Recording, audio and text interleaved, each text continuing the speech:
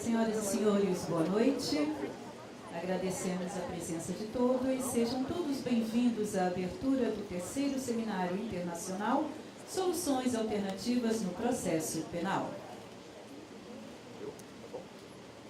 Compõe a mesa de abertura os excelentíssimos senhores: o presidente do Conselho Nacional do Ministério Público, Procurador-Geral da República, Rodrigo Janot Monteiro de Barros.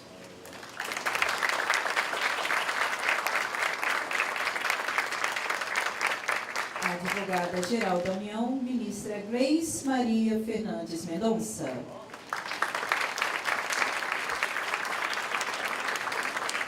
O Ministro do Supremo Tribunal Federal, Alexandre de Moraes.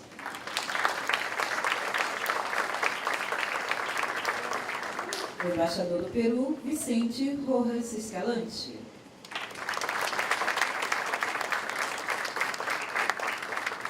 O Conselheiro do Conselho Nacional da Justiça, Bruno Ronquete de Castro. Neste ato, representando a presidente do CNJ, a ministra Carmen Lúcia. Senhoras e senhores, neste instante, acompanharemos o hino nacional brasileiro.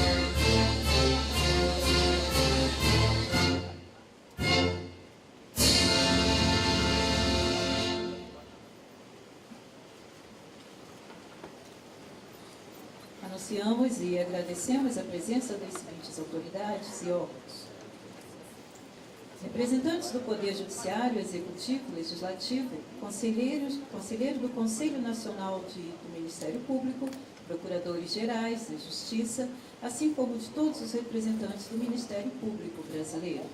Agradecemos ainda a presidentes de associações de classes, diretores de escolas de governo e particulares, representantes de embaixadas, professores, alunos e alunas da Faculdade de Ensino Superior, servidores do CNMP e demais cidadãos presentes. Senhoras e senhores, ouviremos agora a advogada-geral da União, ministra Grace Maria Fernandes Mendonça.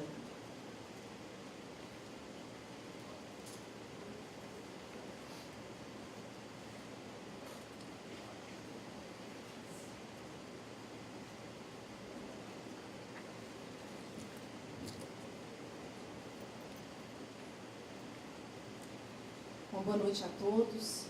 Quero iniciar cumprimentando o excelentíssimo senhor Procurador-Geral da República, doutor Rodrigo Janot, agradecendo a gentileza do convite, que nos foi feito de participar desse painel de abertura. Cumprimento o excelentíssimo senhor Ministro do Supremo Tribunal Federal, doutor Alexandre de Moraes. Cumprimento o excelentíssimo senhor Embaixador, doutor Vicente, o excelentíssimo senhor doutor Bruno. Quero cumprimentar, vejo aqui o doutor subchefe, nosso subchefe de assuntos jurídicos da Casa Civil, conselheiro desse Conselho Nacional do Ministério Público, doutor Gustavo Rocha, autoridades aqui presentes. Uma honra para nós, da Advocacia Geral da União, poder participar desse painel de abertura, desse terceiro seminário internacional, Soluções Alternativas no Processo Penal. Eventos como esse, todos nós sabemos, que propiciam, na verdade, o enriquecimento de todos nós, e de todo o Estado brasileiro. É a oportunidade de pararmos um pouco a nossa rotina, o dia a dia, de refletirmos sobre o papel das instituições, a importância de aprimoramento do nosso sistema penal, a importância de cada ator envolvido nesse sistema de justiça. E um evento desse porte, de uma envergadura como essa, com a participação, inclusive, de representantes de outros países, aqui nós podemos observar até da programação do evento, a participação de representantes da França, de representantes do Chile, do Peru, atestam exatamente a relevância desse evento. O momento de se parar e de se refletir sobre o papel de cada instituição. A Advocacia Geral da União, também função essencial à Justiça, vem procurando desempenhar sua missão constitucional e reconhece a importância de termos um sistema penal cada dia mais eficiente, e sabemos todos nós que quem ganha com esse aprimoramento desse sistema é o cidadão brasileiro, é a democracia brasileira. Daí, então, a importância das soluções aqui, dos desdobramentos, de eventos dessa natureza acabam surgindo e apresentando aí para todo o Estado brasileiro. Agradeço imensamente ao doutor Rodrigo Janot, a gentileza do convite de participar dessa mesa de abertura. Tenho certeza que os senhores terão um evento de enorme importância. Desejo a todos aí um bom proveito desse tempo de reflexão e mais, para que soluções daqui possam ser extraídas para que nosso sistema penal possa ser cada vez melhor. Muito obrigada pela atenção e pela gentileza do convite, doutor Rodrigo Janot.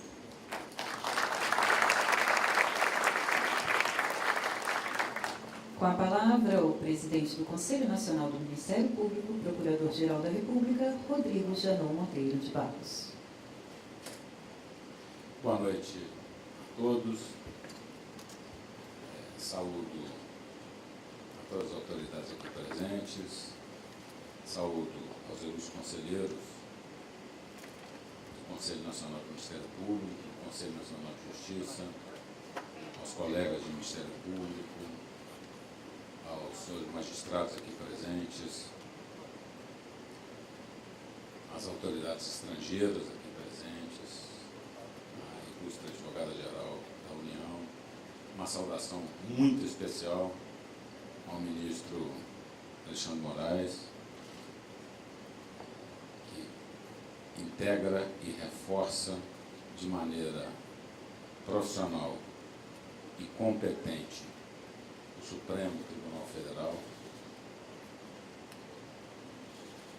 os representantes dos países que aqui contribuem pela realização desse evento, Peru, Chile, uma especial saudação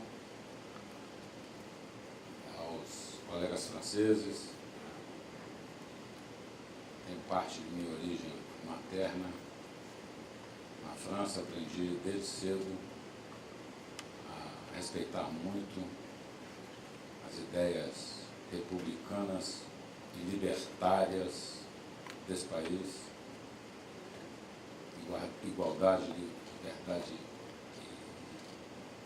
liberté, égalité, fraternité. E tenho procurado com isso pautar a minha conduta como cidadão brasileiro e como profissional. Hoje pela manhã o dia está muito rico em eventos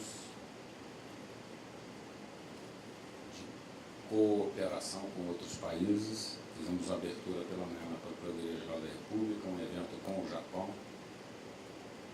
com quem temos um relacionamento profissional e cooperativo desde 2007 e 2008, não me recordo a data correta, com várias e várias atividades de cooperação jurídica internacional. Saúdo a todas as senhoras, os senhores, aos senhores jornalistas, sempre ávidos de alguma palavra, sempre ávidos de algum comentário e que desempenham um papel importantíssimo para a manutenção da transparência e da democracia no nosso país, emitindo opiniões livres sobre atuações de órgãos e instituições públicas, de um lado ou de outro, mas o importante é que a palavra seja livre, o pensamento seja livre, portanto, uma saudação especial aos senhores jornalistas. Para não ousar, apesar da tentação ser enorme, de fugir ao papel e falar livremente, trouxe aqui a minha âncora escrita e vou tentar, na medida do possível, me manter nessa linha de raciocínio. E começo com uma pergunta. Onde foi parar tanto dinheiro? Onde? Parte foi gasta, parte desviada. Investigando os papéis da Câmara de Salvador, Teodoro Sampaio pinta um quadro de dissolução geral. Os infratores de todos os gêneros eram contumazes e as penas não passavam de meras ameaças. As multas raro se pagavam. Atravessadores de mercadorias zombavam das medidas que contra seu comércio aladroado adotavam os oficiais da Câmara. Os arrendatários dos impostos conluiavam-se com os mercadores, consentindo que estes fraudassem as almotacerias. Quando os pregões de arrematação das empreitadas se encerravam, o nome do vencedor, anunciado com alguma solenidade pelo porteiro da Câmara, raramente causa surpresa. os empreiteiros loteavam as obras entre si, combinando os lances antecipadamente, muitas vezes em conluio com o leiloeiro e superfaturando o custo da obra. Fecho aspas. Esse trecho que acabei de ler foi extraído do livro do historiador Eduardo Bueno, e, embora tenha o frescor da atualidade, conta, na verdade, parte da história da construção de Salvador, a famosa cidade da Bahia, então sem H, a primeira capital do nosso país, edificada ainda nos primórdios do período colonial. Os fatos que remontam a quase 500 anos poderiam ser perfeitamente adequados para qualquer evento de corrupção de agora, da atualidade. Seria um parágrafo que bem se encaixaria em qualquer das inúmeras notícias de corrupção que pululam nos jornais de nossos dias. A corrupção é uma antiga, conhecida na vida pública brasileira, tão velha quanto o próprio país. Infelizmente, essa forma de gerir a coisa pública é, sob certo aspecto, um traço sombrio da nossa cultura. Combatê-la exige esforço, determinação, coragem e muita resiliência. Muita resiliência. Afirmo isso porque nenhum comportamento social sobrevive por tantas gerações se não encontra quem o pratique com afinco e quem o defenda com vigor. Não tenho mais direito a ilusões na quadra da vida que me encontro.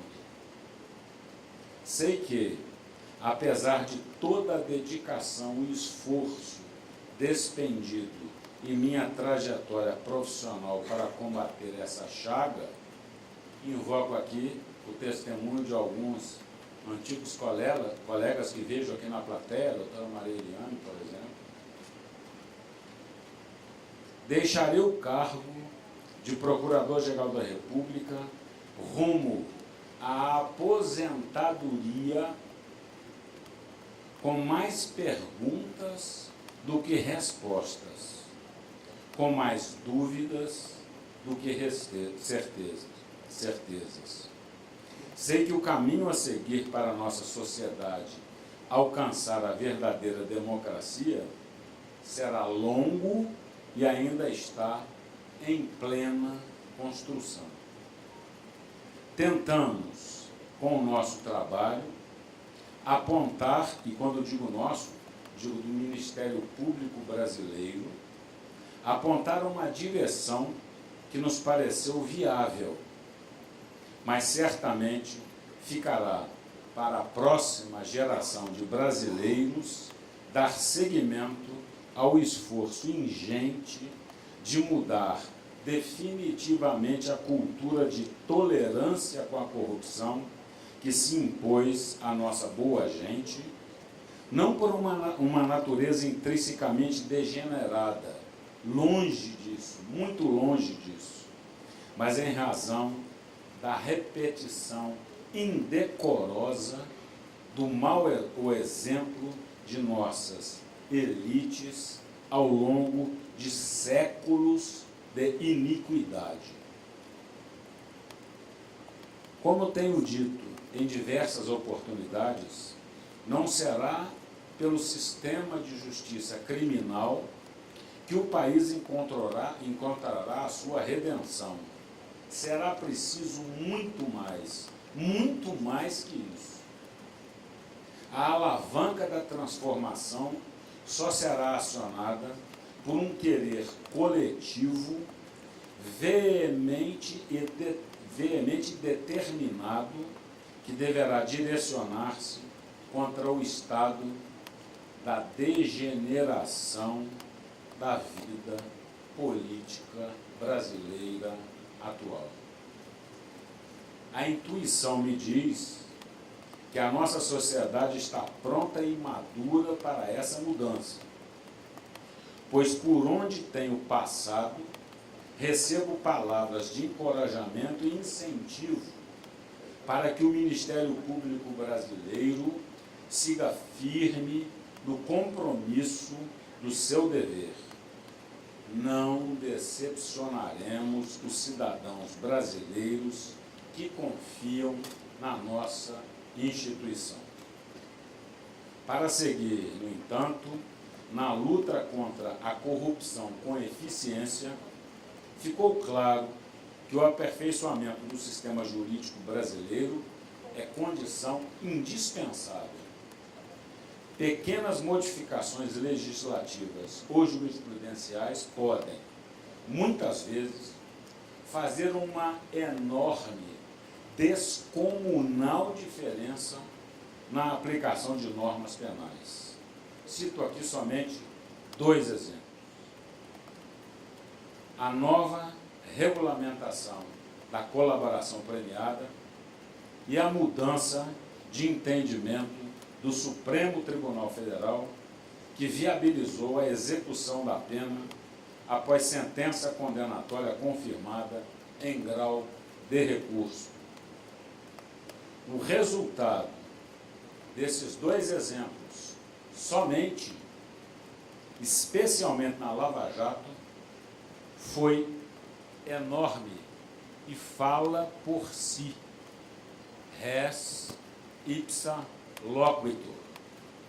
Não tenho dúvidas de que, no processo contínuo de evolução, muito ainda há por ser feito na seara normativa, de modo a trazermos para o Brasil o que existe de mais moderno e mais eficiente no direito comparado em matéria de combate à criminalidade sofisticada, sempre, por óbvio, respeitando as salvaguardas constitucionais. Instrumentos estes todos previstos em tratados e convenções internacionais subscritos pelo nosso Brasil.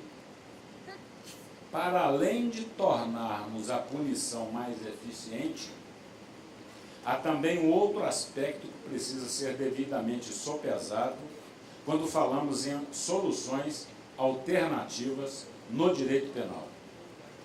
Todos conhecemos o grave problema de lentidão na resposta do sistema de justiça para as demandas dos cidadãos. Em matéria penal, essa disfuncionalidade leva à prescrição de crimes graves, à impunidade, ao descrédito do Estado e, consequentemente, à sensação generalizada de insegurança na sociedade. Nos Estados Unidos, por exemplo, mais de 90% das demandas criminais são resolvidas na via negocial, por acordos penais celebrados entre o Ministério Público e a Defesa, devidamente assistida por advogado e apenas submetidos à homologação judicial. São conhecidos os nossos números negros da criminalidade. Estima-se que 7 a 8% dos crimes praticados no Brasil são levados ao conhecimento das autoridades, sejam policiais, sejam do Ministério Público, sejam judiciais. é voz corrente que, se não fossem as soluções penais alternativas, o Poder Judiciário americano não daria conta da demanda e poderia caminhar para o colapso. E vejam que estamos falando da maior e mais rica economia mundial. O fundamento não é econômico, o fundamento é de gerência. Desde o início, acolhi com vivo entusiasmo a ideia de um seminário como este, patrocinado pelo Conselho Nacional do Ministério Público. A feliz iniciativa parece-me alvissareira, especialmente pelo caráter internacional do evento, que contará com palestrantes e debatedores de outros países, proporcionando assim a troca saudável de experiências. Tenhamos conhecimento dos instrumentos e do que é feito em países ditos de primeiro mundo no combate à corrupção. O Brasil não adota solução jabuticaba. O Brasil adota soluções previstas e reconhecidas em tratados e convenções internacionais. O Brasil é, como sabemos por si, um continente. Aqui se fala um belo e um muito pouco difundido idioma.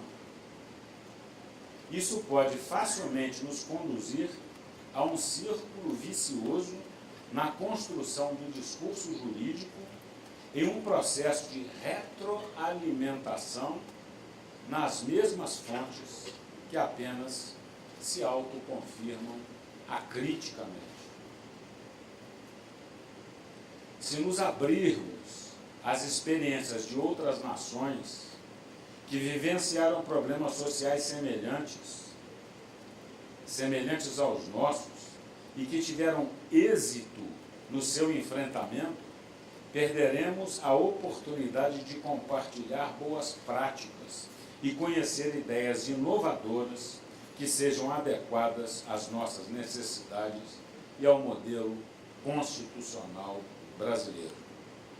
Acredito que não há melhor forma de desmistificar o discurso leviano que rechaça qualquer tentativa de tornar o direito penal mais efetivo, se não nos abrirmos ao debate. Fiat lux, se faça a luz. Eventos como este representam um caminho sensato e seguro para subsidiar o trabalho de aperfeiçoamento de nosso sistema de justiça criminal e, consequentemente, por cabo à impunidade que assombra os brasileiros. Desejo, assim, que, doravante, iniciativas como esta sejam cada vez mais frequentes, porque tenho a convicção de que a soma de pequenos atos inspiradores será a melhor e mais feliz forma de promovermos a mudança política e social de que tanto precisamos e desejamos. Estamos, meus amigos, como instituição, em guerra contra um inimigo sem face. Não é definitivamente uma guerra contra pessoas ou contra partidos, mas sim contra a impunidade e a corrupção que dilapida o patrimônio do país. O Ministério Público não pode e nem estará sozinho nesse combate, sob pena de vermos derrotada fragorosamente a causa que pertence não ao Ministério Público, mas a todos nós.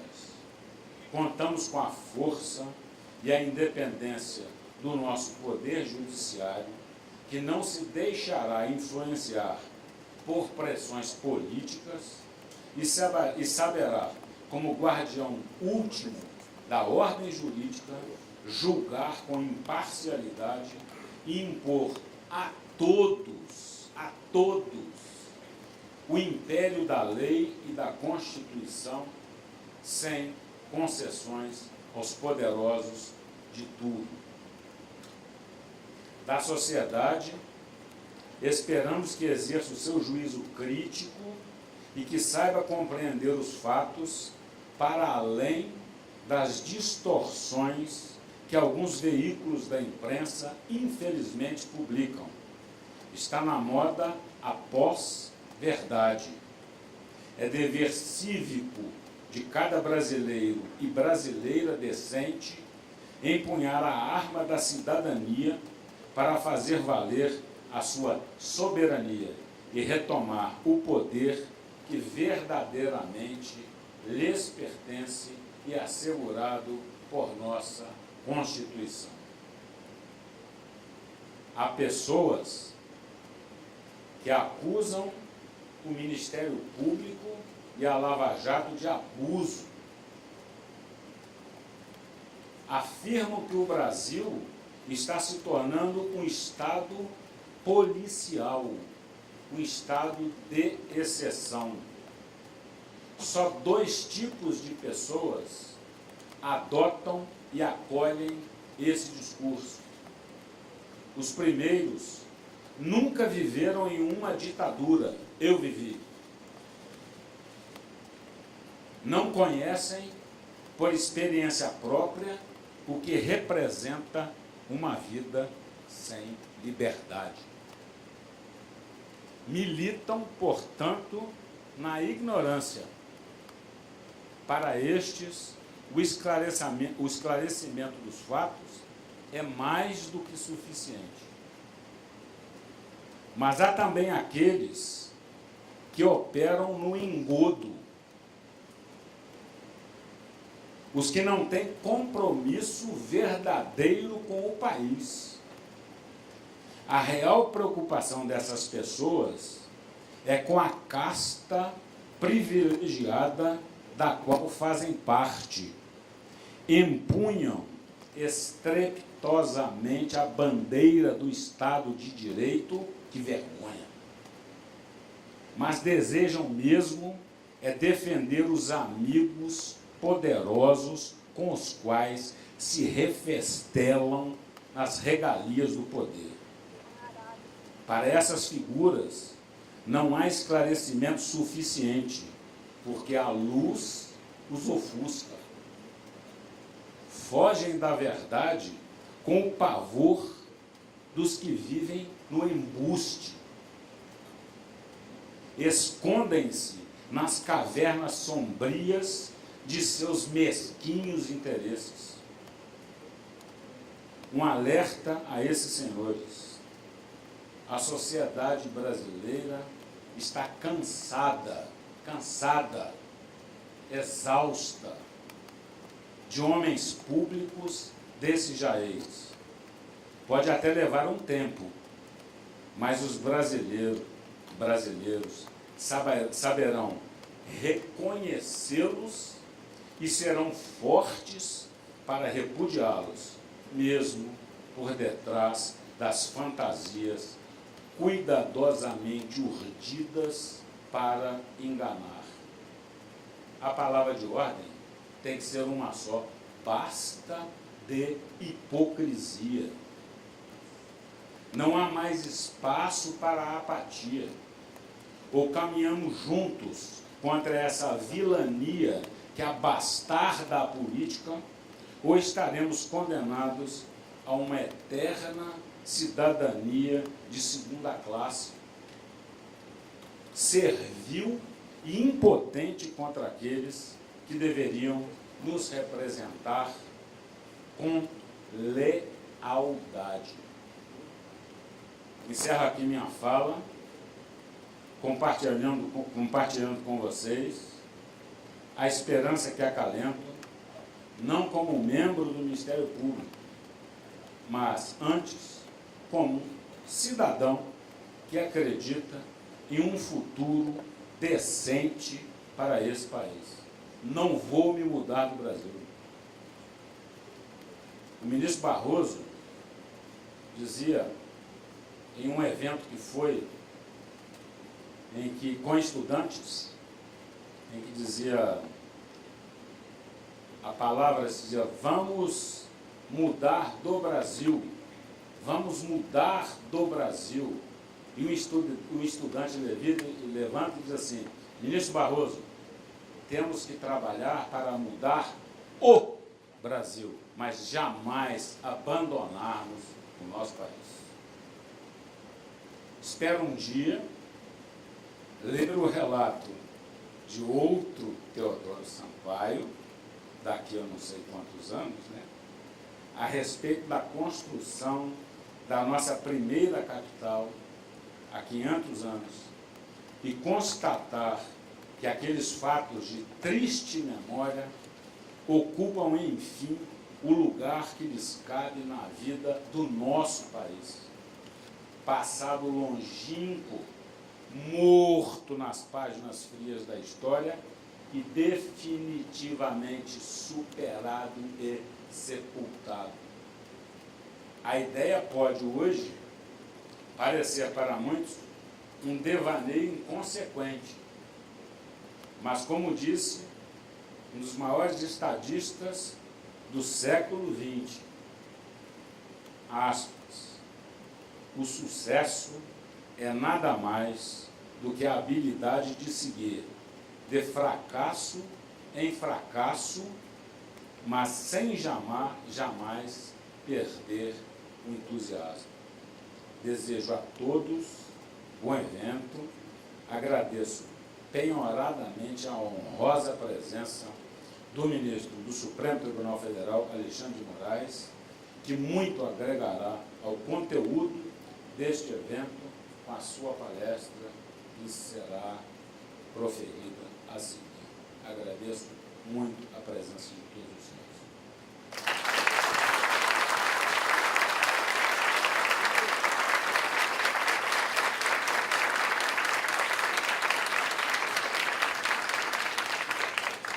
Senhoras e senhores, neste momento desfaz a mesa de abertura para em seguida ouvirmos a palestra inaugural deste seminário com o tema Acordos Penais e o princípio da obrigatoriedade da ação penal pública. Esta palestra será proferida pelo ministro do Supremo Tribunal Federal, Alexandre de Moraes, que, por gentileza, permaneça na mesa diretora.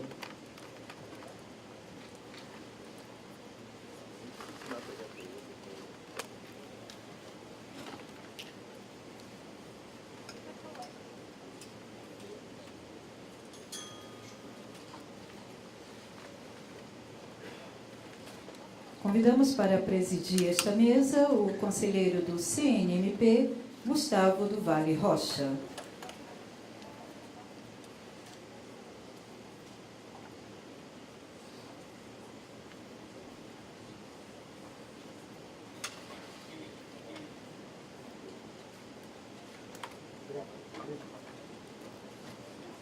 Com a palavra, o presidente da mesa, o conselheiro do CNMP, Gustavo do Vale Rocha. Boa noite a todos. Ratificando as saudações que já foram feitas, cumprimentando em especial o ministro Alexandre de Moraes, do Supremo Tribunal Federal, e dando sequência ao terceiro Seminário Internacional Soluções Alternativas do Processo Penal, com a palestra inaugural do ministro Alexandre, intitulada Acordos Penais e o princípio da obrigatoriedade da ação penal pública. Antes, contudo, gostaria de fazer uma breve explanação a respeito do nosso palestrante. O ministro Alexandre de Moraes, ele é graduado pela Faculdade de Direito do Alto São Francisco, turma de 1990, obteve doutorado na mesma universidade, no ano de 2000, e a livre docência em Direito Constitucional em 2001. Em 1991, prestou concurso para a carreira do Ministério Público de São Paulo, tendo lugar a aprovação em primeiro lugar, lá permanecendo até 2002. Em janeiro de 2002, aos 33 anos de idade, foi nomeado mais novo secretário de Justiça e da Defesa e Cidadania da história do Estado de São Paulo. Posteriormente, em 2010, fundou o escritório Alexandre de Moraes Sociedade de Advogados, tendo passado ainda pelo Conselho Nacional de Justiça, entre outras relevantes funções. Em janeiro de 2015, assumiu a Secretaria de Estado de Segurança Pública de São Paulo. E, em maio de 2016, assumiu o cargo de Ministro do Estado da Justiça e Cidadania e, posteriormente, em 25 de abril de 2017, tomou posse, como ministro, em 22 de março de 2017, tomou posse no cargo de ministro do Supremo Tribunal Federal. Ministro Alexandre, é uma honra tê-lo aqui e certamente a palestra de Vossa Excelência enriquecerá muito o evento e passo a palavra a Vossa Excelência para as suas considerações. Boa noite a todos. Eu quero inicialmente cumprimentar o conselheiro Gustavo Vale Rocha, agradecer as palavras, parabenizar em seu nome e cumprimentar os conselheiros aqui presentes, cumprimentar o Procurador-Geral da República, o Dr. Rodrigo Janot, parabenizando não só pelas palavras, mas também pela conduta, pela liderança no Ministério Público da União e, como Vossa Excelência se referiu, no Ministério Público brasileiro. E o Conselho Nacional do Ministério Público teve essa grande importância de aproximar mais os ministérios públicos, para que os ministérios públicos pudessem trocar mais informações, trocar experiências. Eu falo isso com grande prazer e uma grande honra de quem foi membro do Ministério Público, de quem foi estagiário do Ministério Público e depois membro do Ministério Público de São Paulo, e o crescimento da instituição, o fortalecimento da instituição, principalmente de 88 para cá, mostrou o acerto do legislador constituinte, ao não só novamente repetir em 88 a previsão do Ministério Público na Constituição, mas disciplinar, fortalecer, dar independência, dar autonomia. Isso foi um dos grandes acertos da Constituição. Então, em nome do Dr. Rodrigo Janot, eu quero parabenizar todos os membros, parabenizar e cumprimentar todos os membros do Ministério Público do Brasil aqui presentes. Cumprimentar também as autoridades estrangeiras presentes. Eu faço em nome do embaixador do Peru, Vicente Escalante.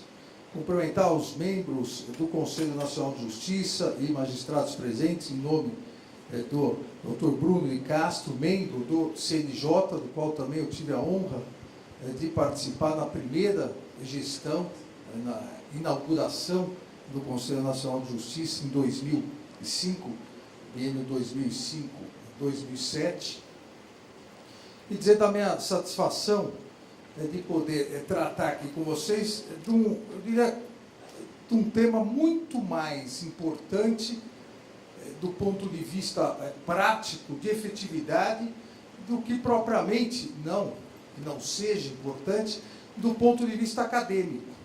E eu digo isso porque, do ponto de vista acadêmico, infelizmente, o Brasil vem discutindo anos e anos a fio sobre isso, mas sem conseguir, apesar de alguns avanços, que, ao meu ver, foram alguns avanços, e vou aqui citá-los, mas sem conseguir ainda uma definição do modelo realmente de justiça criminal que o Brasil pretende.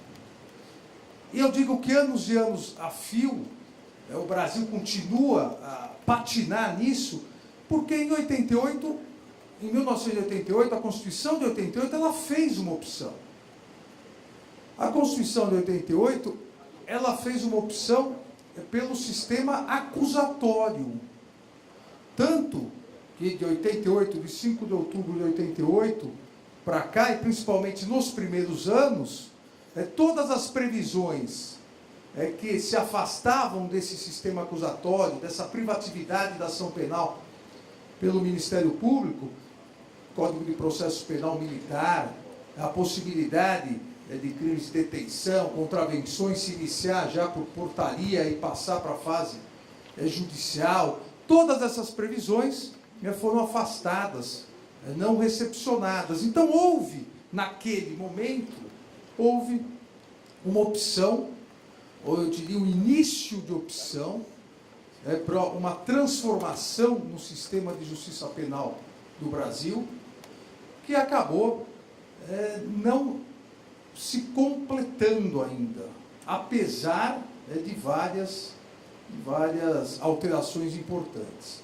E aqui eu inicio com duas questões retóricas, obviamente, mas duas questões importantes que demonstram a importância dessa discussão do ponto de vista prático para a sociedade. Primeiro, qualquer um dos atores do sistema de justiça criminal, alguém conseguiria, com absoluta convicção, afirmar que a justiça criminal ela é eficiente? Veja, isso não é um caso ou outro, se a justiça criminal é eficiente. Isso é extremamente triste para quem atua na justiça criminal. Eu falo com alguém que foi promotor criminal,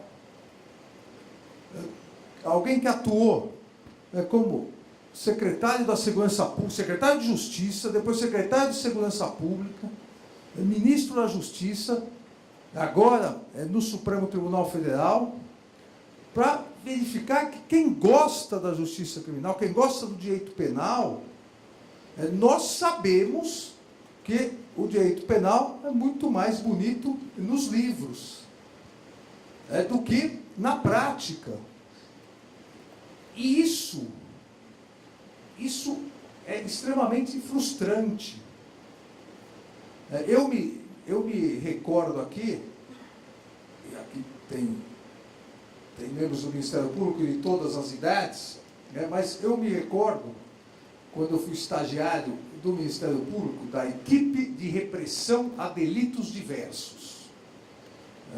A época o Ministério Público de São Paulo tinha várias equipes, deveria ter continuado com isso, voltou só depois de 20 anos, lá atrás já tinha. E eu, como estagiário e depois promotor substituto, eu e os colegas da mesma idade, nós achávamos realmente que uma determinada denúncia, a hora que você pegava e denunciava alguém por jogo do bicho, botava na máquina de escrever, porque ainda era a máquina de escrever, carbono, papel carbono, e jogo do bicho. No interior, então, jogo do bicho. E você fazia com aquele ímpeto de quem acabou de ingressar, e com o tempo, você vai percebendo que é igual a erva daninha. Para cada denúncia, nascem umas 10 denúncias. Só que aquela primeira não acaba nunca. E mais do que isso, acaba não tendo nenhuma função social.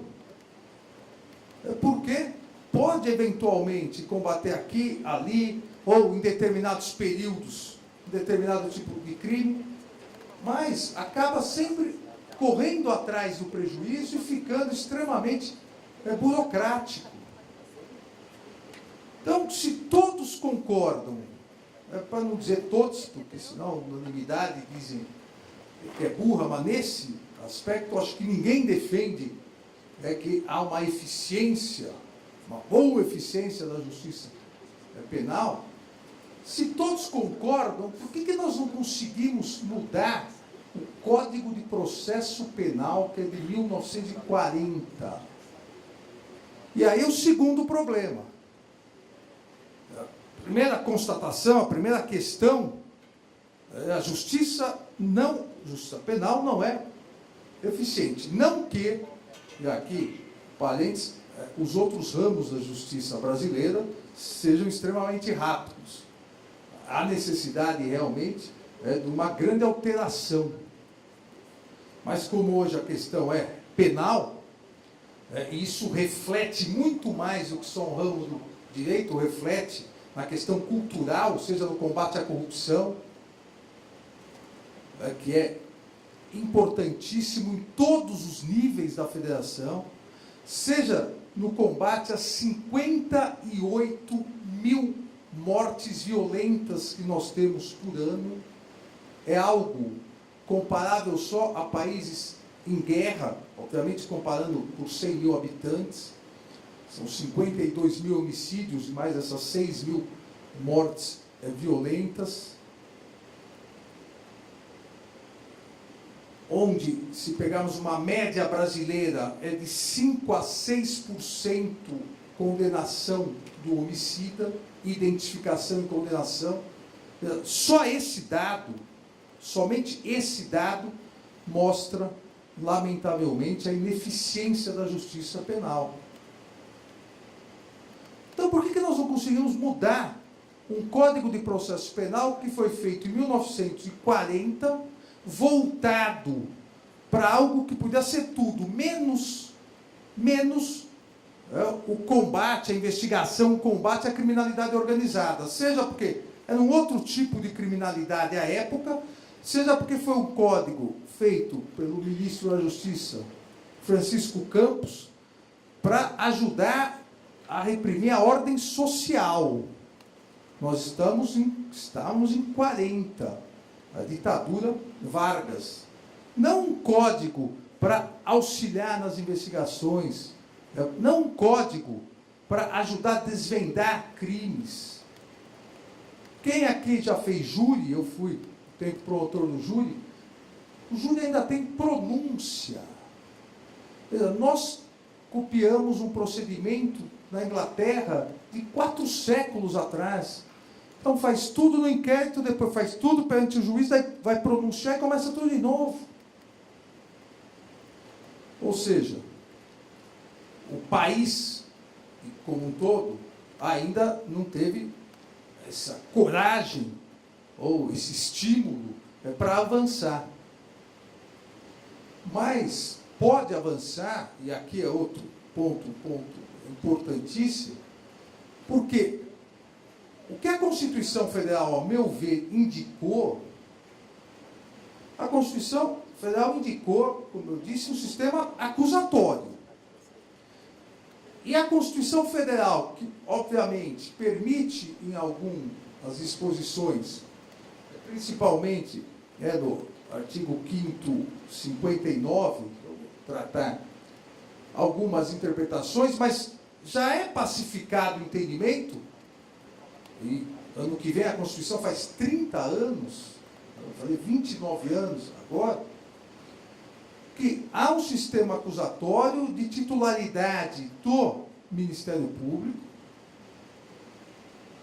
e que não há, veja, não há nem, e aqui vai ser o binômio que eu quero refletir com vocês, não houve, e por isso a importância do 59, não houve nem um cheque em branco ao Ministério Público, do ponto de vista constitucional, mas não há nada na Constituição que impeça a possibilidade de nós ultrapassarmos essa discussão sobre o significado de um verbo do artigo 24 do Código de Processo Penal, que é de 40, se há ou não obrigatoriedade. A Constituição ela não prevê. A Constituição não optou taxativamente por um sistema de obrigatoriedade, discricionariedade, obrigatoriedade mitigada, até porque não é papel da Constituição. A Constituição optou por algo maior que isso. A Constituição optou pelo sistema de justiça penal. Um sistema que afastou corretamente o Poder Judiciário de investigação, afastou o Poder Judiciário de poder dar início, como eu disse, nos casos de contravenção, de alguns crimes apenas com detenção, dar início a uma sequência de ação penal, porque quem julga não vai acusar, não vai processar. Então, o sistema foi adotado. O sistema foi adotado com outras previsões que, às vezes, mesmo vários artigos que defendem a mitigação do princípio da obrigatoriedade, às vezes isso é esquecido. O sistema foi adotado com garantias ao Ministério Público e previsões ao Ministério Público que, consciente ou inconscientemente, acredito eu, vem dos anais da Constituição, que nesse ponto foi inconsciente, mas estão previstas essas garantias, afastam as duas grandes acusações, ou as duas grandes críticas que sempre se faz a uma mitigação do princípio da obrigatoriedade, a uma substituição do princípio da obrigatoriedade. Sempre que se pretende fazer essa crítica, se coloca que o princípio da obrigatoriedade, ele é tradicional nas democracias. E o princípio da discricionalidade, mesmo que mitigada, seria em ditaduras. Porque aí o ditador, controlando o órgão acusador, que é ligado ao ditador, que é ligado ao executivo, pode perseguir, deixando de lado o princípio da impessoalidade, pode perseguir os seus inimigos, os inimigos do sistema, os inimigos da ditadura. Veja, e não preciso aqui me deter nisso, que todos os senhores sabem melhor do que eu, as garantias do Ministério Público. A Constituição de 88 afastou isso. O Ministério Público não é ligado ao Poder Executivo. Então, o Ministério Público não será um braço, um longa-manos jurídico, persecutório, penal do Poder Executivo. E o Ministério Público tem garantias para poder exercer com liberdade, exercer com autonomia a sua mais importante função. Todas são importantes, mas a mais importante função do Ministério Público, do ponto de vista do direito do Estado constitucional, é o artigo 129, inciso 1º. É o ato de soberania do Ministério Público. Mesmo existindo controles internos, e às vezes um controle arcaico, ao meu ver, que é o artigo 28, que é do Código da ONU, de 40, mesmo a existência de controles, ninguém será processado criminalmente, em ação penal pública, se não houver acusação formal do Ministério Público, enquanto instituição. Um membro solicitou arquivamento, artigo 28, mas é o Ministério Público. E para que seja o Ministério Público, e para que possa efetivamente isso funcionar, a Constituição destacou o Ministério Público do Poder Executivo e deu garantias, não só institucionais, mas pessoais também.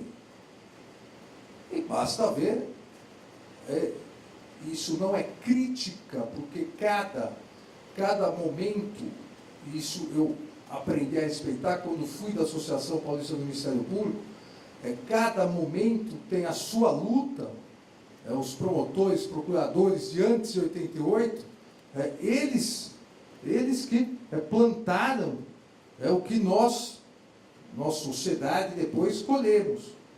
Mas basta ver a diferença de atuação em vários campos, não só no campo de combate à corrupção, mas no campo penal em geral, no campo mesmo de defesa dos direitos fundamentais, em ações diretas de inconstitucionalidade, do Ministério Público independente. Então, esse passo, e eu acho importante salientar isso, esse passo a Constituição deu. Então, as críticas de que eventualmente uma mitigação ou um afastamento, um abrandamento do princípio da obrigatoriedade poderia levar a uma hipertrofia maior ainda do Poder Executivo em relação aos outros poderes. No Brasil, isso não encontra respaldo constitucional e, após quase 29 anos da Constituição, não encontra respaldo fático de realidade. E aqui, a realidade é importantíssima para a interpretação do direito. Um dos grandes juízes da Suprema Corte americana, o juiz Holmes, dizia que o direito, ele era irônico, às vezes até sarcástico, que o direito não é lógica, o direito é prática, é realidade. Você verificar a realidade, o que deu certo, o que não deu, o que pode vir a dar certo, o que não pode. Então nós temos essa constatação. No Brasil, houve um fortalecimento do complexo justiça como um todo, na Constituição de 88, e aqui o justiça como um todo, Judiciário, Ministério Público, Defensoria, a Advocacia Geral, a Advocacia da União, a Advocacia Pública, a própria Advocacia, houve um fortalecimento pela primeira vez. Nós podemos afirmar como John Jay, que foi o primeiro presidente da Suprema Corte americana, um dos pais fundadores e um dos federalistas, disse em relação à Suprema Corte e ao Poder Judiciário americano, na Constituição de 1787, disse ele lá, Poder Judiciário, a partir de agora, está na mesma dignidade dos demais poderes, mesma força dos demais poderes. E a justiça brasileira, a partir de 1988, nós podemos também afirmar, ganhou a mesma dignidade, a justiça com todos os seus atores. Basta ver as transformações que foram feitas via âmbito judicial. E não adiantava nada, e aí foi consciente do legislador constituinte, nesse ponto foi algo extremamente consciente, não adianta nada fortalecer o judiciário, que é inerte, se você não fortalecer quem pode provocá-lo. E aí o fortalecimento do Ministério Público, a Defensoria e a OAB. Então, eu parto da premissa de que não há uma escolha constitucional, uma opção constitucional pela manutenção ou pela troca. Não há opção em relação ao princípio da obrigatoriedade. E nós estamos vendo isso ao longo do tempo. Apesar de iniciativas ainda de início mais tímidas, depois foram melhorando, nós verificamos que o primeiro e o mais importante de tudo, por isso que eu citei, vou citar de novo, e no final vou também fazer vou deixar aqui uma provocação. O artigo 5º, inciso 59, a hora que se interpreta, e ao meu ver corretamente, que somente a inércia do Ministério Público permite ação penal supletiva ou ação penal subsidiária, se coloca exatamente isso. Uma já mitigação de cara ao princípio da obrigatoriedade. Mas a obrigatoriedade não significa que tem que processar sempre, mesmo que não seja crime. Óbvio. Mas você pode, o Ministério Público pode, na prática faz isso. O Ministério Público pode, em determinados casos, deixar de oferecer a denúncia, propor o arquivamento por casos que, em tese, poderiam ser denunciados e só lá na frente se aplicaria algo. Eu dou um exemplo próprio que eu já fazia em 1993. Em 1993, 94, eu fui promotor criminal em São Bernardo do Campo. Na época só tinha lá 5 promotores criminais, a comarca estourada. E nós tínhamos, como São Bernardo tem até hoje, 2 rodovias passando por São Bernardo.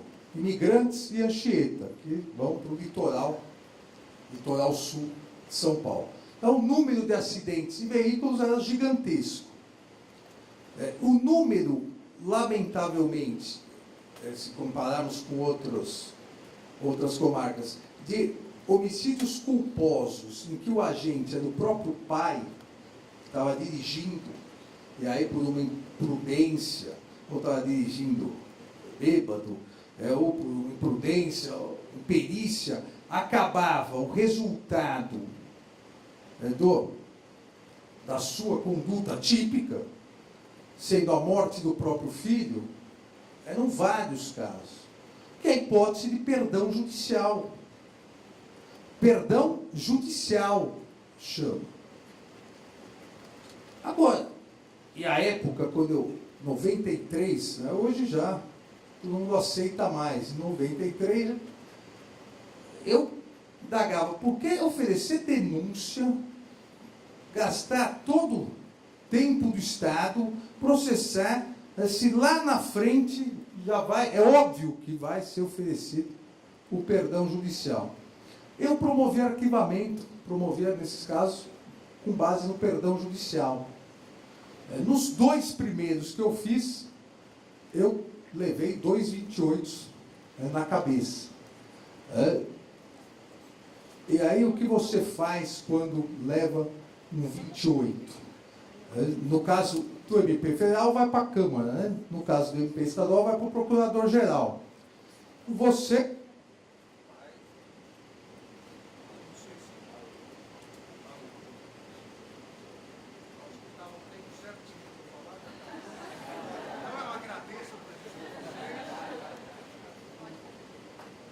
Alô? Não, eu fui conversar com o Procurador-Geral, expor para o Procurador-Geral. Falei, nós temos uma comarca estourada, havia para cada promotor em torno de 3.000 inquéritos policiais, mais ou menos de 2.500 ações penais. Para que isso? E aí, privatividade da ação penal pública.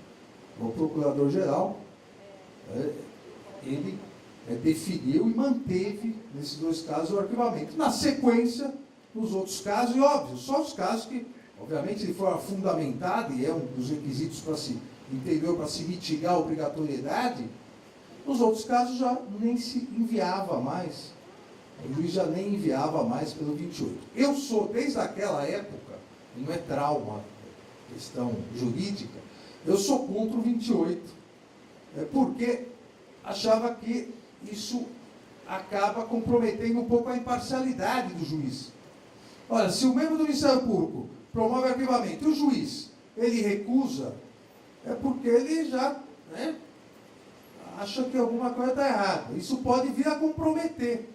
A questão do inquérito civil, o arquivamento do inquérito civil, ele é mais racional do ponto de vista interno.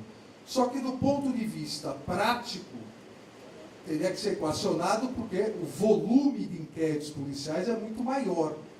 E é um ou outro caso de 28. A obrigatoriedade de se mandar todos ia ser realmente, do ponto de vista prático, muito complexo.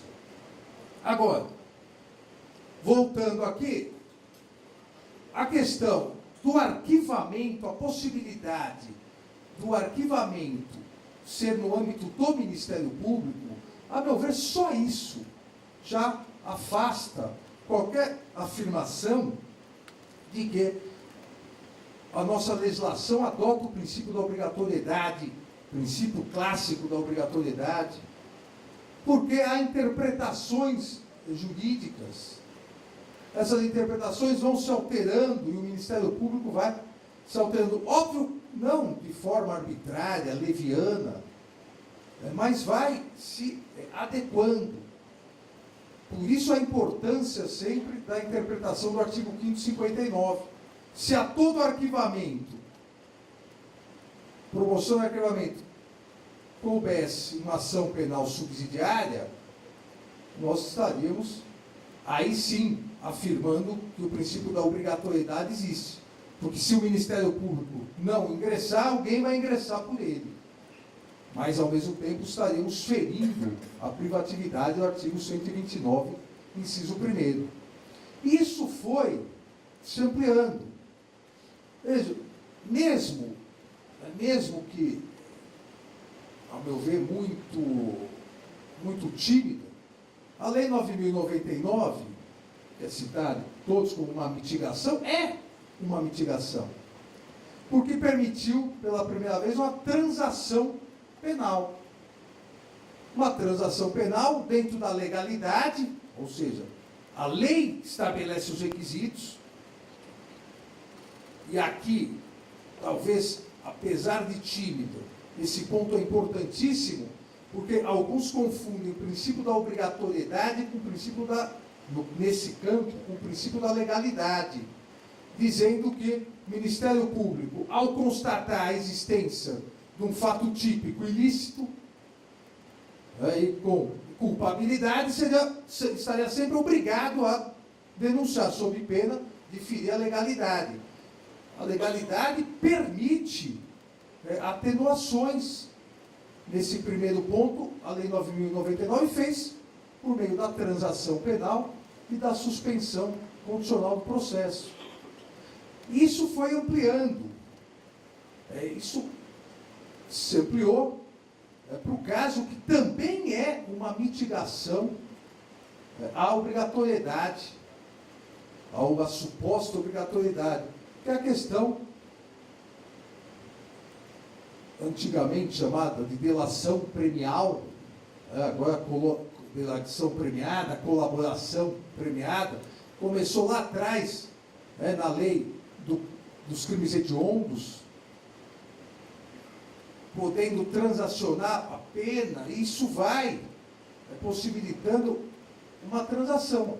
Delação nada mais é do que transação.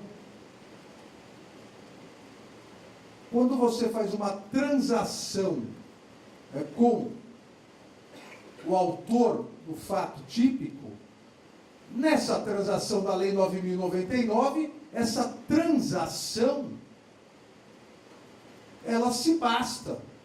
Ou seja, não há necessidade do Estado acusador, Ministério Público, ter informações para poder investigar ou fazer a persecução penal em relação ao outro.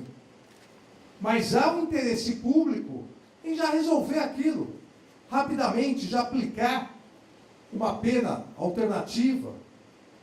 Quando você faz uma transação em algo mais grave, no caso das corrupções, crime organizado, tráfico de entorpecentes, quadrilhas, crime organizado de tráfico, aí essa transação, ela ganha um outro nome, porque, nesse caso, a lei, vejam, a legalidade permitindo o afastamento da obrigatoriedade estrita. A legalidade exigiu outros requisitos.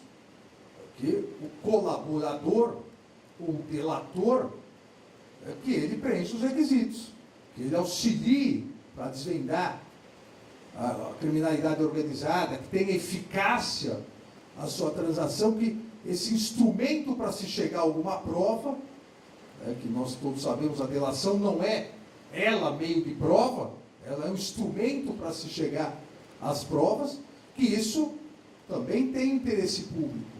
A delação, ela é uma consequência, ao meu ver, obviamente, da transação, uma transação.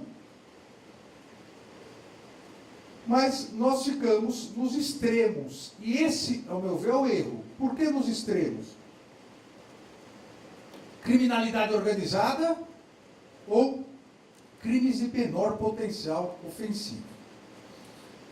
Eu falo isso porque eu já defendia isso como promotor lá atrás, defendi isso como secretário da Justiça, secretário da Segurança, ministro da Justiça, levei à Câmara dos Deputados e defendi recentemente, exatamente há 3 semanas atrás, na audiência da comissão do CPP, do novo CPP, defendi como, agora, ministro do Supremo, a mesma ideia.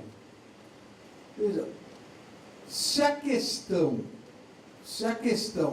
é, se a Constituição, permite, e ao meu ver permite, ela não obriga, mas ela permite uma discricionariedade ela permite, dentro da legalidade, que é um princípio da administração pública do artigo 37, ela permite acordo, transação, verificado os requisitos legais.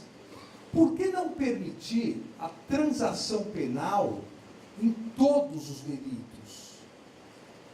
Mediante requisitos. É um ponto, eu falei isso na comissão de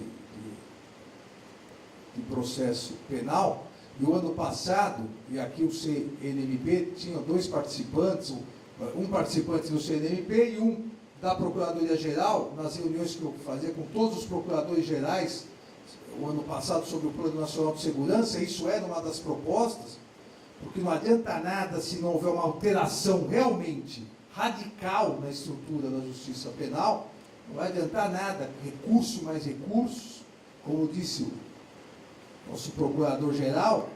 Os Estados Unidos precisou reanalisar isso, e eles têm, acho que, um pouquinho mais de recursos financeiros que nós temos. O plea bargain, o aumento do plea bargain, foi para acabar com a falência da justiça norte-americana.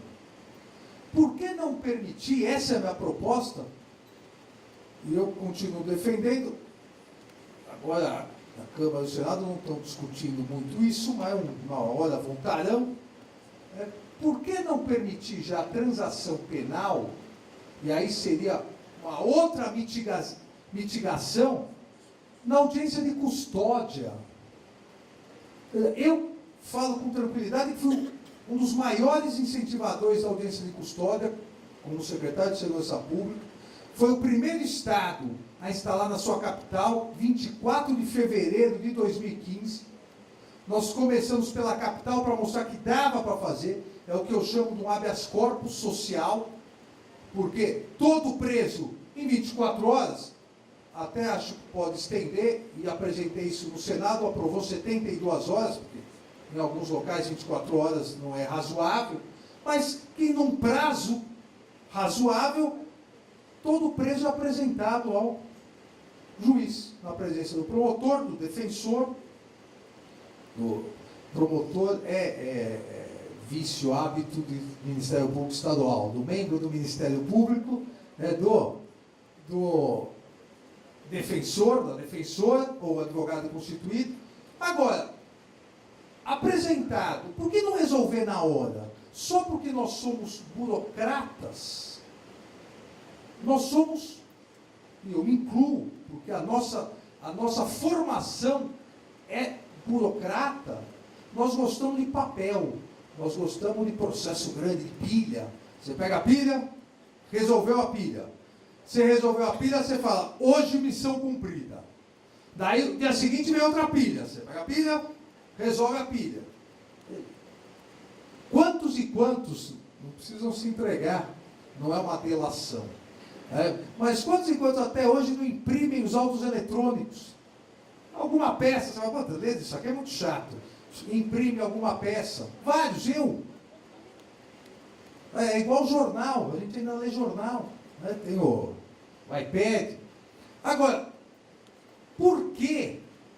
Porque naquela audiência de custódia, já presente, juiz, membro do Ministério Público, defensor constituído ou defensor público, desde que, e a transação, desde que o preso em flagrante concorde, confesse e se aplique, óbvio, nos casos, se aplique uma pena, onde houver possibilidade da aplicação da pena, uma pena não privativa de liberdade, porque eu passo para aplicar já uma pena privativa de liberdade à audiência de custódia no Brasil, ia fazer tremer, rachar o chão.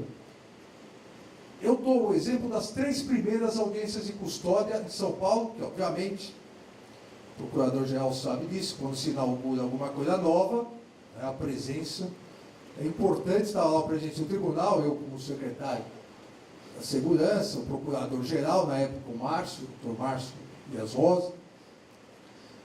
Primeira audiência de custódia, furto de 1 litro de cachaça.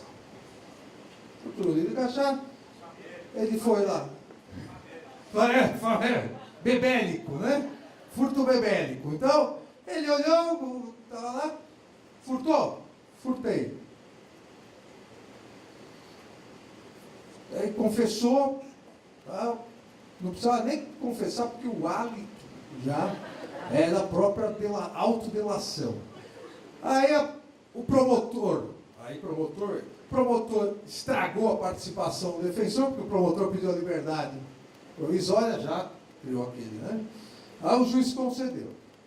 Ele não tinha nem dinheiro para ir para casa, que é um problema do Fórum da Barra Funda que isso ocorre em outros locais. Segunda audiência de custódia. Furto de 1 litro de iogurte. O dia foi 3 furtos. A terceira foi furto de um shampoo. Eu não sei porque as pessoas furtam shampoo. Eu acho um absurdo uma pessoa furtar shampoo. Para que se usa shampoo, não é? Não. Eu já usei na vida, não riam. Oh. Agora, óbvio, eu não estou defendendo aqui, senão alguém coloca na tia que eu estou defendendo o furto de cachaça, de shampoo e de iogurte. Óbvio que não. Até porque, desde que o mundo é mundo, um dos direitos mais protegidos da sociedade é o direito à propriedade. Agora, eu estou defendendo aqui a proporcionalidade e razoabilidade e eficiência da justiça criminal. Óbvio que uma coisa é furtar 1 litro de cachaça e 1 litro de iogurte. Por exemplo, 1 litro de iogurte é um absurdo, né? 1 litro de iogurte em São Paulo, capital. Outra coisa é a mesma pessoa ficar furtando 1 litro todo dia no único mercadinho daquele município de 8 mil habitantes. E todo mundo olhando e falando, e o juiz, o promotor não fazem nada aqui. Agora, se em São Paulo isso, a audiência de custódia liberando não está servindo para nada, porque nunca mais vai achar a pessoa, no interior, isso é muito ruim, essa percepção negativa, porque o instrumento da audiência de custódia é importante. Está servindo para o quê? Para descrédito. Ó, a polícia prendeu de novo. Ele furtou e saiu. Porque uma transação, ó, você vai durante tantos fins de semana, vai ajudar na escola sem beber. Só isso é uma pena de trabalho. Uma pena cruel para determinadas pessoas. Ou inverte, aquele que furtou o iogurte, você vai beber cachaça. E o que bebeu cachaça vai beber iogurte. Aí é pena cruel, a Constituição não autoriza. Nós teríamos em torno de 18 mil audiências só em São Paulo, capital, resolvidas 24, 72 horas. O juiz, a média, eu fico pela capital, porque são os números que eu tenho, a média, 45, 46% ficam presos e 55, 56% são soltos. Desses soltos, desses 56% soltos, quase 90% confessam. Por que já não resolver lá na hora? Óbvio, resolver permitindo a transação. O que vai acontecer nesses 3 casos que eu disse para vocês?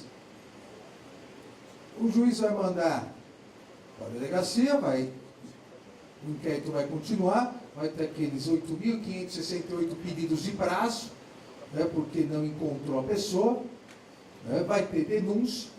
Quem se encontrar, segue. Se ele for condenado, vai ter recurso. Se ele for absolvido, vai ter recurso. Vão ter uns 8 habeas corpus. Só no Supremo isso vai chegar aos 4 habeas corpus. E vai resolver? Não vai. Em outras palavras, se a gente, não é a única questão, mas se a gente quiser resolver ou auxiliar a resolução, eu às vezes sou extremamente otimista, porque eu sou corintiano e sagitariano, né? Então, otimista por natureza.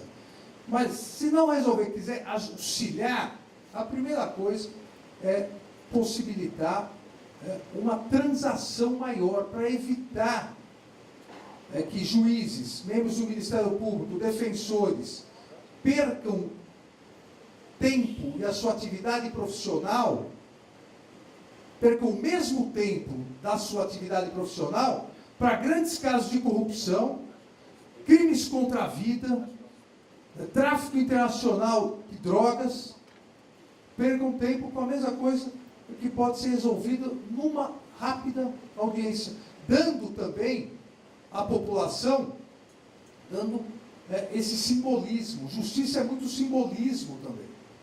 Dando simbolismo, olha, rapidamente está aqui prestando serviço à comunidade, está com uma pena alternativa. Ninguém perderia com isso. Então, a necessidade de se ampliar. Eu não quero me estender muito, senão eu não paro de falar. Mas outros países já vêm mitigando. Porque vamos dizer, do ponto de vista da sociedade, é muito difícil a percepção e a alteração de se dizer, vamos passar da obrigatoriedade para a discricionariedade total. Denunciar quem quer. E, obviamente, até pela formação jurídica do direito nosso, que vem romano, germânico, português, isso terá uma resistência gigantesca. Agora, entre os dois extremos, em nenhum extremo nunca se mostra a melhor coisa, nós temos a possibilidade dessa mitigação. O que eu costumo dizer, o princípio da obrigatoriedade legislativa. Requisitos legais aplicados para o caso concreto, para evitar também, até porque isso é importante que se diga, o plea bargain, não há no Ministério Público norte-americano, não há a independência funcional de cada indivíduo que há no Ministério Público brasileiro. Então, quando o procurador-geral decide, aqui, nesses casos, nós vamos fazer esse tipo de acordo, há uma padronização. Nesses casos, nós vamos atuar mais, atuar menos. No caso brasileiro, o Ministério Público brasileiro, cada membro do Ministério Público é o próprio Ministério Público nas suas atribuições. Então, uma discricionariedade sem limites poderia gerar até problemas em comarcas diversas. Então, essa que eu chamo princípio da oportunidade legislativa ou legal, Estados Unidos tem também, em alguns estados, alguns requisitos, é mais solto, mas é o escritório do Ministério Público que define esses requisitos. A França, temos aqui a presença de autoridades francesas, a França, uma mitigação já vem permitindo, a Alemanha para crimes leves, Portugal, a própria Itália para determinados casos. Ninguém fala que afastou o princípio da obrigatoriedade. Dá tanto trabalho ficar discutindo isso. Não, a obrigatoriedade dentro da lei. Se a lei permite a transação, nós estamos obrigados a... Por isso que eu comecei dizendo, a gente gasta às vezes muito papel na discussão acadêmica, e precisaria avançar nisso. E isso estaria cumprido o princípio da legalidade, que não se confunde, obviamente, com oficialidade, com o princípio da obrigatoriedade. Se a mitigação está prevista na lei, analisada pelo Ministério Público, dentro de uma transação, com impessoalidade, isso é importante, requisitos impessoais, requisitos objetivos, para que sejam aplicados de forma impessoal, de forma fundamentada e transparente, públicos, respeitaria o princípio da publicidade também, o princípio da moralidade administrativa estaria satisfeito, porque estaríamos destinando recursos para processos que realmente precisam do promotor na persecução penal e resolvendo, mitigando esse com a aplicação de outros tipos de sanção. E, obviamente, eu não tenho dúvida que a eficiência seria muito maior. A eficiência seria muito maior, tanto na resposta imediata na transação, e foi citado um dado aqui, de 90% dos crimes dos Estados Unidos, o plea bargain. Imagina ter lá 9 vezes mais júri, porque também a gente compara o brasileiro, nós temos maneira de comparar laranja com banana. Não, lá começa no grande júri, vai até acabar, não acaba. Não. Imagina se eles tivessem 9 vezes mais casos que isso. Pega os casos onde não há transação, pega os casos onde não há um acordo, pega os casos em que o Ministério Público aí precisa ir para a persecução penal. Se há a transação, se houve, dentro dos requisitos legais, a aplicação da sanção aceita por aquele que transacionou, a sociedade ganhou da mesma forma. A sociedade não ganha com tempo de duração de processo. Nós operadores jurídicos, nós temos que desencarnar dessa ideia de processo. Há outros métodos. E isso, por parte do Ministério Público, e eu, como eu disse no passado, eu tive a oportunidade de conversar com todos os procuradores gerais de justiça dos estados também, explicando essa questão da transação, e concordaram também, porque aí você, primeiro, não precisa duplicar, como infelizmente precisa ser feito hoje, duplicar o número de membros do Ministério Público em audiências. Porque você já tinha audiência lá de instrução, agora tem de custódia, você está com 2 audiências. E não vai dobrar o número de membros do Ministério Público, o número de juízes, isso vai atravancar mais. Usar aqui o que é permitido. Só para encerrar, obviamente, não é o que eu defendo, há aqueles que defendem a discricionalidade total. Ou seja, o Ministério Público olhou, fala, não, aqui na minha comarca, no caso do Estado, na minha comarca eu não vou processar furto de cachaça. Não vou. Agora, vou ser rigoroso com furto de iogurte, porque vai faltar iogurte para as crianças. E arquivo e acabou. Eu não sou a favor disso, exatamente como eu disse para vocês, em virtude da estrutura de Ministério Público. E porque isso poderia gerar algo que é extremamente perigoso,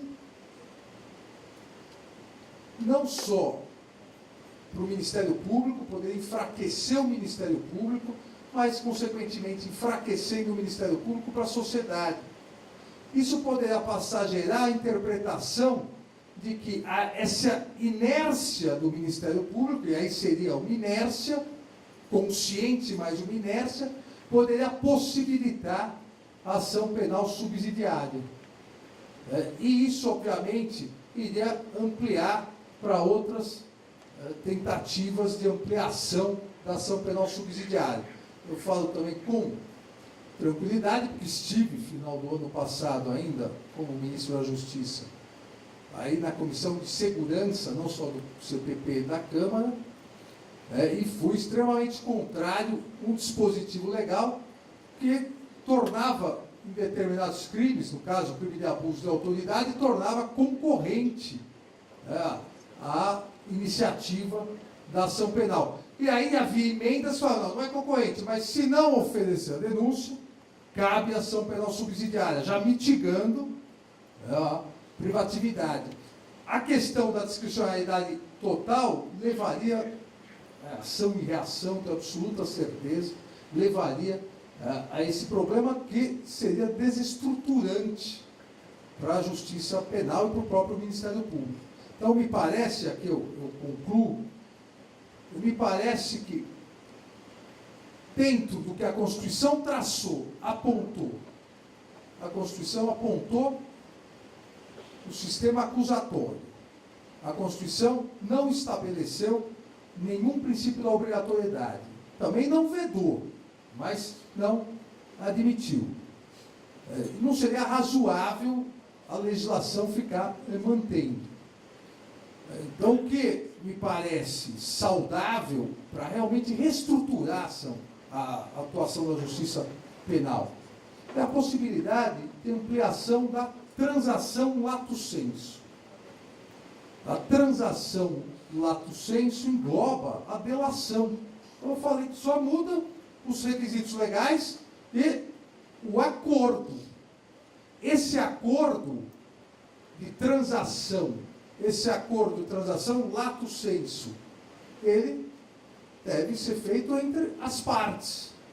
Porque aí sim nós estamos num sistema acusatório, com a possibilidade da análise, óbvio, porque aí nenhum ato ilegal pode ser afastado do Poder Judiciário, o princípio da inafastabilidade do Poder Judiciário, e por isso que seja a transação, desde a Lei 9.099, como as colaborações premiadas ou delações da Lei Crime Organizado, prevê essa homologação dentro da questão da legalidade. Se isso não foi alterado, se nós continuarmos nesse modo de justiça penal, nós vamos ter espasmos. Espasmos num local bom, espasmos em outro local, mas se não houver uma mudança estruturante, nós não vamos poder correr atrás do prejuízo.